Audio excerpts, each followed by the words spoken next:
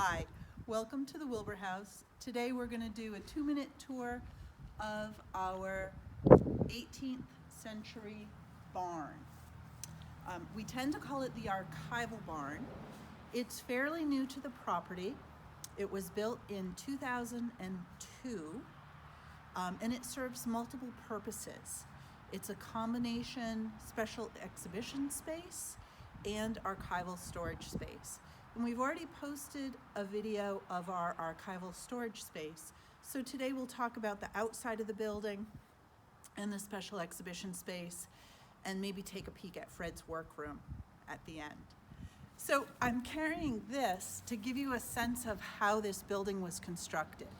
The outside of the building is modern construction, like an envelope, with insulation. And on the inside, it's protecting antique materials. The Historical Society purchased an antique barn that was built around 1700 in Topsfield, Massachusetts, and had that barn moved down here to this location because we believe it resembles the first barn that the Wilburs had right in this spot around 1690, 1700.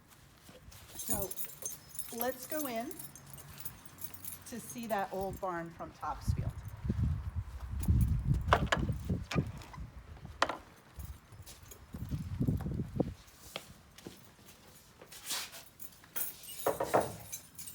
We use this portion of the barn as changing exhibit space.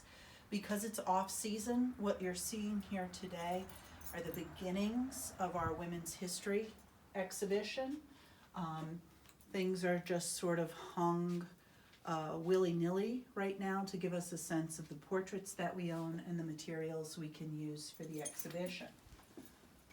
During the off-season, we do an awful lot of collections work, and so our volunteer collections manager, Fred Bridge, has set up some workstations in here to put the new items that have been recently donated into our Past Perfect museum software.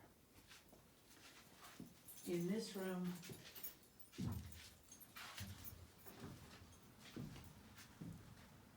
we've got many of the items that have been donated over the course of the last few months, waiting to be processed to join the collection.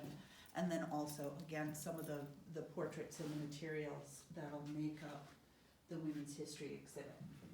And through this door, this secret door, close it all the way. Through this secret door, we have Fred's workroom.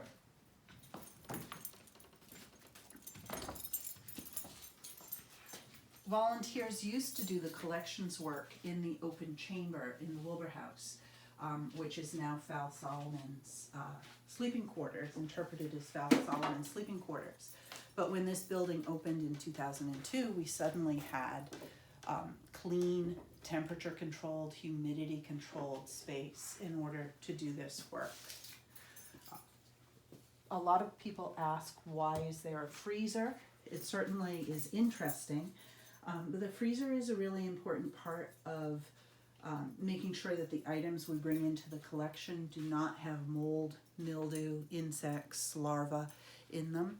And there are scientific formulas that tell us how long to freeze and at what temperature to freeze the items before we merge them with the existing collection. And that's one of the many things Fred Bridge manages for us.